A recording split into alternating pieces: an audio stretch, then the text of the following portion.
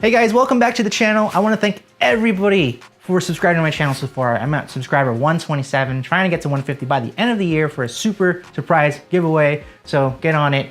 If it's just your first time watching on this channel, welcome. And also, I want to thank you guys for watching the Halloween special video.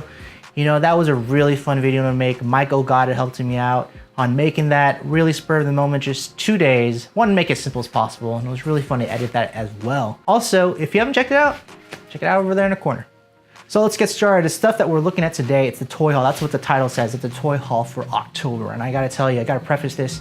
It is the budget months of the year. The last 3 months are the budget months of the year because of Black Friday, Christmas, gift giving, that sort of thing. I have no money. That's the budget months. Part 1 of 3. There you go. So what does that mean? It means that I didn't really get that much in October. I'm sorry guys. I let you down. I didn't spend that much in October. Not too much collectibles, but they're still pretty cool. So you know what? Let's get started. So the first stuff that I got this month, I actually got some Halloween books because, you know, Halloween is one of my favorite holidays of the month. So what did I get? I got Jughead the Hunger Volume 1. If you've never read the Archie book, which is Afterlife with Archie, and there's also the Chilling Adventures of Sabrina, which is now a Netflix show. There's also like Vampironica, I think, and then there's Jughead the Hunger.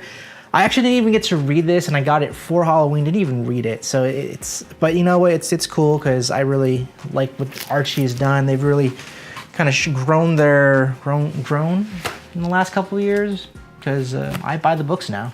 The other book I got, I actually found at a used bookstore over in San Mateo, and it was actually a pretty good find. For my birthday, if you remember from that birthday toy video, whatever, Ariana got me this really cool, what is it, The Vault of Horror book, Volume 1. And at a bookstore, I actually found this, which is Creepy. That's what it's actually called. It's called Creepy. Same publisher, EC Comics, back in the day, and I got this for 35 bucks. And normally these are like 50 each, and I don't know if I'm going to keep collecting them because it is kind of hard to find time to read so many things. But you know, the Vault of Horror, that's on my bedside for me to read when I go to bed. So eventually I'll get to this, but you know, these anthology stories, I dig anthology stories. So the next thing on the list are actual toys, action figures. So this stuff is pretty fun. So I'm gonna start with this DC one first. So I've been wanting to get this guy over here, this Flash from DC Essentials, the new line from DC Comics and Collectibles. This is the first wave of the new wave that's coming out for them. And I gotta say, when I first saw them at Comic-Con a couple years back, I really wanted them because they were so posable. But then when I actually saw them in the box, well, they didn't really look that good because, well, it's basically there's no mold on the action figures here. So what it is, it's just the same exact sculpt and body, but with a different paint job. And that's actually made me kind of realize that DC Icons wasn't totally bad. The posing was bad, the quality control was bad on them, but this here, the quality control is actually pretty good on this one here. I really like this one, but it's simply just because all the other ones in that first wave had the exact same body sculpt. So I'm hoping that maybe the sales will pick up and that DC, they'll start to really just put more investment into the later waves, because I'd hate for them to just keep restarting a wave and a wave and a wave. They really should just stick to it. Or better yet, they should just let Mattel just make it good, because the stuff from Mattel that's have been coming out, like ever since they started the blue boxes, they've been looking better and better. So I'm pretty excited to see what Mattel does, more than DC actually, for their actual action figures.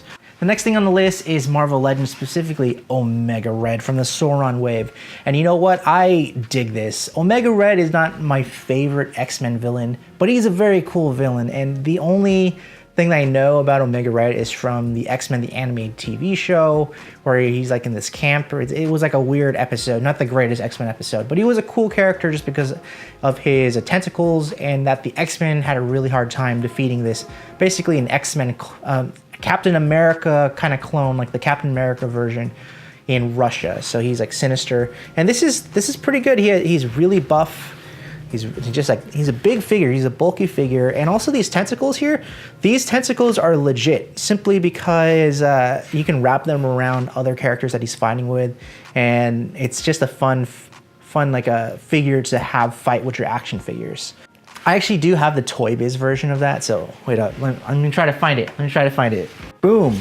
Here's the Toy Biz version of Omega Red. And man, like here they are side by side over here. So over here, Marvel Legends, and we got Toy Biz over here. I just want to add an extra story to this Omega Red here. See, my brother Alfeo, he actually moved from San Jose all the way over to North Carolina, right? And when he was emptying out the house that he was living in, he actually had this in a box to throw away, and I picked it up and I was like, why would you throw away this Omega Red? And he said, it's not worth anything. I'm like, are you kidding? These are cool. So I kept on to it, and luckily, you know, he later on looked at like it later on. It's a pretty cool thing. So I think I'll probably bring this back home to him when I go see him later this month. So the next toy on the list, it should come to no surprise. This was a pretty hot item to find at the Walgreens exclusive, and people were looking all over for it. It's Magic.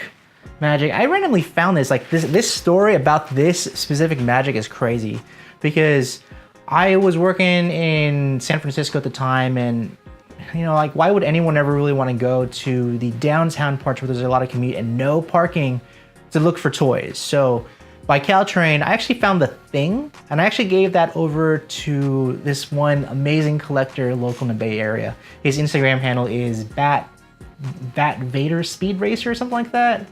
Whatever it is, he has an amazing collection. So I got the thing for him, and I found this Magic actually by Ariana's work, which is just in the core of downtown. We were literally done for the day, and then I was at across the street from Walgreens, and I said, "Oh, let's go to Walgreens," you know. And he said, "Well, I don't know why, because there's nothing there." So then we went over, and bam, this was on the shelf. I was like, then that's why you go to that's why you go to Walgreens randomly. That's how you go to find Magic, and magic is why we live. So there you go, guys. Small haul for the month of October, simply because I'm really trying to adhere to the budget. So November, it's going to be the same deal. I'm probably not going to buy too much stuff. I did already buy a couple things, but I'm really watching that budget, because I really got to start investing money back into work. And then come in Christmas, I'm probably not going to spend that much either, because guess who's going to Japan? This guy. That's right, I'm going to Japan in January to go snowboarding, so I gotta save even more money for that thing over there.